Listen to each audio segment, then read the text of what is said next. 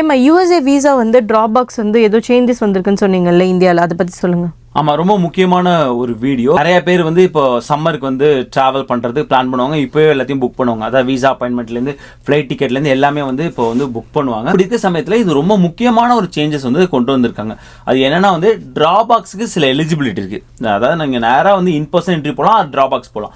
அந்த டிராபாக்ஸ் எலிஜிபிலிட்டியில் ஒரு சேஞ்சஸ் கொண்டு வந்திருக்காங்க. அதான் என்னன்னு வந்து இன்னைக்கு வீடியோவில் விவாதிக்க போகிறோம். அது மட்டும் இல்லாமல் நிறைய பேர் இது கேட்டுகிட்டே இருக்காங்க, எப்போ தான் அந்த யூஎஸ்ஏல வந்து அதாவது உள்ளுக்குள்ளேயே டிராபாக்ஸ் வந்து போடுறதுக்கான அந்த ப்ரொவிஷன் எப்போ ஸ்டார்ட் பண்ணுவாங்க. ஏற்கனவே ஆரம்பிச்சாங்களே, அதை அப்படியே வந்து பாஸ் பண்ணியிருக்கு, அது ஸ்டார்ட் பண்ணுவாங்களான்னு அதை பற்றியும் விவாதிக்க போகிறோம். ஏகான்ஸ் ஆப்பை பற்றி நான் இன்வெஸ்ட் பண்ண நாள்லேருந்து அதுக்கான அப்டேட் கொடுத்துக்கிட்டு இருக்கேன். லோ ரிஸ்க் நல்ல ரிட்டர்ன். நீங்கள் வந்து ஸ்டாக் மார்க்கெட்டில் இன்வெஸ்ட் பண்ணீங்கன்னா வந்து ஹை ரிஸ்க் ஹை ரிட்டர்ன் நான் ஒத்துக்கிறேன். ஆனால் எல்லாத்தையும் நம்ம ஸ்டாக் மார்க்கெட்டில் போடணும்னு அவசியம் இல்லை. கைண்ட் ஆஃப் மியூச்சுவல் ஃபண்ட் கொஞ்சம் அமௌண்ட் வந்து அதில் போட்டு வைப்போம் அப்படின்னு நினச்சிங்கன்னா ஏகான்ஸ் ஆப் வந்து ஒரு நல்ல ஒரு ஆப்பர்ச்சுனிட்டியை தராங்க. நான் வந்து யூஸ் பண்ணிருக்கேன். அதோட ரிட்டர்ன்ஸுமே உங்கள் ஸ்க்ரீன்லையும் காட்டுறேன். உங்களுக்கு வேணும்னா அந்த லிங்க் வந்து டிஸ்கிரிப்ஷன்லையும் பின்ட் கமெண்ட்ஸ்லையும் இருக்குது. ப்ளஸ் நீங்கள் ஃபர்ஸ்ட் டைம் ஜாயின் பண்ணும்போது உங்களுக்கான ரிவார்ட்ஸும் அதுல இருக்கு. Hey guys, welcome back to our channel. வணக்கம் நண்பர்களே, நான் உங்க பிரேம் பேசுறேன். நான் உங்க ஆர்த்தி பேசுறேன். வருகிற சனிக்கிழமை பிப்ரவரி 15, 2025 ஏர்லாண்ட்ல உள்ள நம்ம நார்த் அமெரிக்கா முருகன் டெம்பிள்ல தைப்பூச திருவிழா கோலாகலமா கொண்டாட போறாங்க. காலை 9:30 மணிக்கு வலம்புரி சங்கு அபிஷேகத்துல ஆரம்பிக்க போறாங்க. 11 மணிக்கு அன்னதானம், அதுவும் வாழை இலை விருந்து. வருகின்ற அனைத்து பக்த கோடிகளுக்கும் அருமையான ஒரு விருந்து இருக்கு. அதன் பிறகு 1 மணிக்கு சாமியை பக்கத்திலே போய் தரிசிக்கிற ஒரு வாய்ப்பை கொடுக்கறாங்க.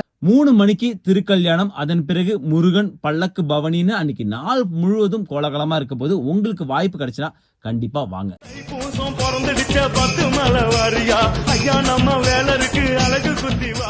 பிரேமா, ஃபர்ஸ்ட் யூஎஸ்ஏல வந்து ஸ்டாம்பிங் எப்போ ஸ்டார்ட் பண்ண போறாங்க? ஏன்னா நிறைய பேர் வந்து இன்ஸ்டாகிராம்லயும் கேட்குறாங்க, கமெண்ட்ஸ்ல கூட கேட்டுட்டு இருக்காங்கல்ல. போன வருஷம் தான் அதை இன்ட்ரோடியூஸ் பண்ணாங்க.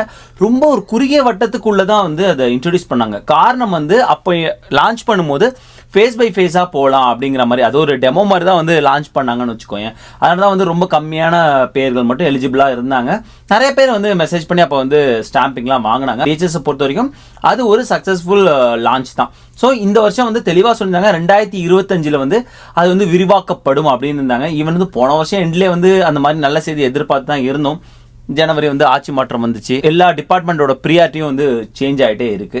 ஸோ எல்லாரோட கேள்வி இதுவாக தான் இருக்கு. ஸ்டில் வந்து இது வந்து அவங்க டேபிளில் இருக்கா, இல்லைனா வந்து அவங்க டேபிளில் நிறைய விஷயம் வந்து இது அடியில் போயிடுச்சா அப்படிங்கிற ஒரு இயல்பான கேள்வி தான். என்னை பொறுத்த வரைக்கும் இது ஸ்டில் வந்து அவங்க ப்ரியாரிட்டி பண்ணுவாங்கன்னு நான் நினைக்கிறேன். பிகாஸ் இது வந்து அவங்களுக்கு வந்து ரெவன்யூ தான் தரப்போகுது. ஸோ இது வந்து உள்ளூர்லேயே ஸ்டாம்பிங் போது நிறைய என்கரேஜ் பண்ண ஒரு விஷயமா இருக்கு இல்லையா. ஸோ எப்பெல்லாம் வந்து I-797 புதுசாக அப்ரூவ் ஆகுறாங்க, H-1B இருந்தாங்கன்னா உடனே ஸ்டாம்பிங் உடனே ஸ்டாம்பிங் போகணும். நிறைய ஸ்டாம்பிங் வந்து அவங்களுக்கு வரதுக்கு வாய்ப்பு இருக்கு. ஃப்ரம் DHS பெர்ஸ்பெக்டிவ்ல அது அவங்களுக்கு வந்து ஒரு ரெவன்யூ ஈட்டி தரும் ஒரு விஷயம் தான். ஸோ அதனால கண்டிப்பாக வந்து அது டேபிளுக்கு கீழேலாம் போகாது. கண்டிப்பாக ஸ்டில் வந்து அவங்க ப்ரியாரிட்டி லிஸ்ட்லாம் இருக்கு. டிராபாக்ஸ் வந்து இந்தியாவில் எல்லாருக்குமே தானே எலிஜிபிள்? ஆமாம், அதுக்கு வந்து நிறைய எலிஜிபிலிட்டி கிரைட்டீரியா இருக்கு ஆர்த்தி. அந்த ஒரு எலிஜிபிலிட்டி கிரைட்டீரியாவில் தான் சேஞ்ச் பண்ணுறாங்க. ஸோ எப்போவுமே தெரியும், நீங்கள் முதல் ஸ்டாம்பிங் பண்ணீங்கன்னா கண்டிப்பாக வந்து நீங்கள் இன்பர்சன் தான் போய் ஆகணும். அங்கே போய் கன்சுலேட் ஆஃபீஸர்கிட்ட நீங்கள் அவங்க கேட்குற கேள்விக்கெல்லாம் பதில் சொல்லிட்டு வந்தாகணும்.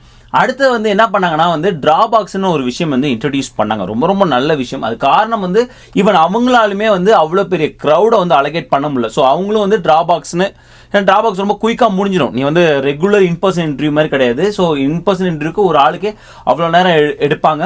பட் டிராபாக்ஸ் டக்குன்னு போய்கிட்டே இருப்பாங்க, ரைட்? ஸோ அதனால் வந்து டிராபாக்ஸ் வந்து அவங்களுக்குமே தேவைப்படுது. அதாவது கன்சல்ட் ஆஃபீஸருக்கும் தேவைப்படுது, மக்களுக்கும் தேவைப்படுது. ஸோ ஒரு கிரைட்டீரியா கொண்டு வராங்க.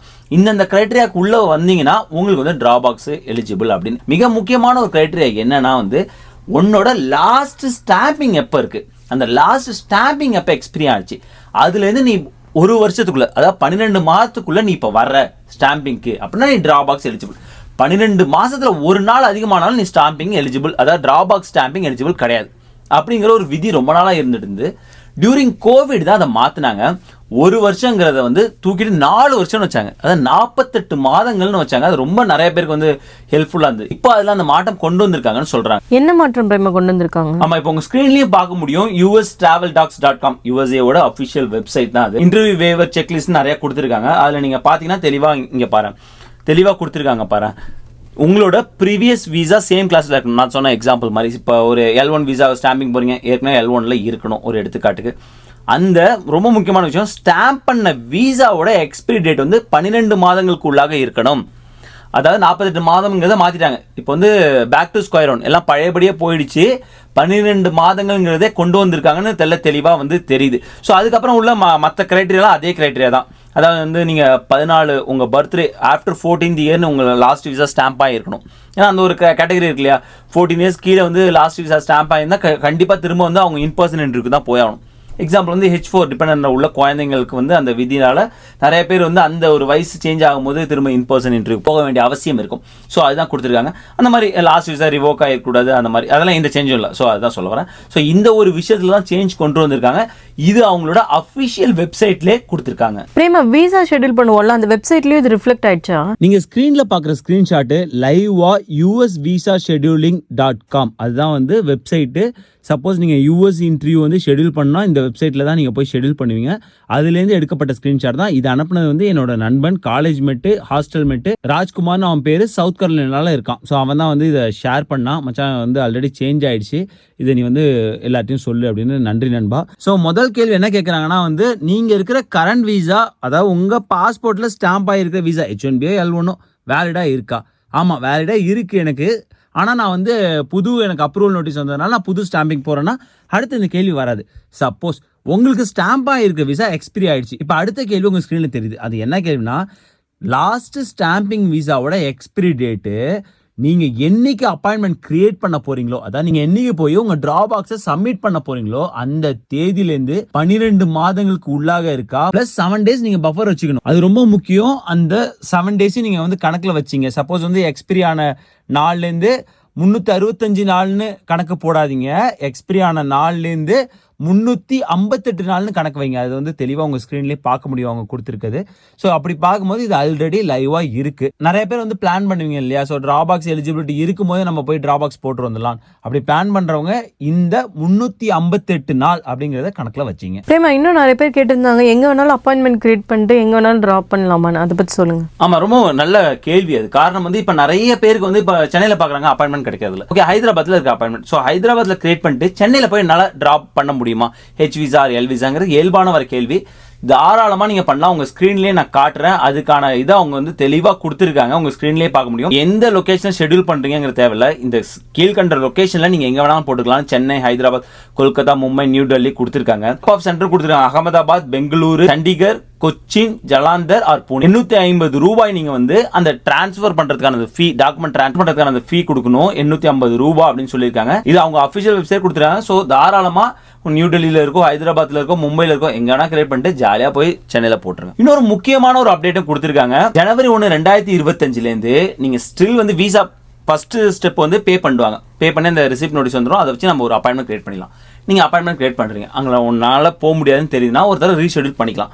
முன்னாடி வந்து மல்டிபிள் டைம்ஸ் எனக்கு சரியாக ஞாபகம் இல்லை, 3 தடவை விட்டாங்களா எவ்வளோன்னு எனக்கு ஞாபகம் இல்லை. இப்போ என்ன கொடுத்துருக்காங்கன்னா வந்து ஒரு தடவை தான் தெளிவாக கொடுத்துருக்காங்க. If you need to reschedule for any reason you will be able to do that one time. அதாவது நீங்கள் ஒரு தடவை பண்ணிட்டீங்க, ஒரு தடவை ரீஷெடியூல் பண்ணலாம், அவ்வளோதான் chance. If you miss your appointment or need to reschedule a second time, you will need to repay your visa fee to book a new appointment. இது ரொம்ப ஸ்ட்ரிக்டாக கொடுத்துருக்காங்க. ஸோ விசா ஃபீயும் அதிகமாக இருக்குது. தயவு செஞ்சு மிஸ் பண்ணிட்டாங்க. So plan accordingly. அதுக்கு தான் நான் வந்து இந்த வீடியோ ரொம்ப முக்கியத்துவம் பெறுது. ஸோ இங்கேருந்து நீங்கள் ஷெடியூல் பண்ணுறீங்கன்னா அதுக்கு தகுந்த மாதிரி டிக்கெட் புக் பண்ணிட்டு அதுக்கு தகுந்த மாதிரி பிளான் பண்ணுங்கள். ஊரில் இருந்தாலும் அதுக்கு தகுந்த மாதிரி பிளான் பண்ணுங்கள். இல்லைனா உங்களுக்கு அந்த பணத்தை ரீஃபண்டும் தர மாட்டாங்க, ப்ளஸ் நீங்கள் புது ஃபீயும் தரணும். ஐ ஹோப் உங்களுக்கு இந்த வீடியோ யூஸ்ஃபுல்லாக இருந்துட்டு நினைக்கிறேன். மறக்காம நம்ம வீடியோ லைக் பண்ணுங்கள், ஷேர் பண்ணுங்கள், சப்ஸ்கிரைப் பண்ணுங்கள். மறக்காம அந்த பெல் ஐக்கான் தட்டி விட்டு போங்க. தேங்க்ஸ் ஃபார் வாட்சிங் திஸ் வீடியோ ஃப்ரெண்ட்ஸ். நன்றி.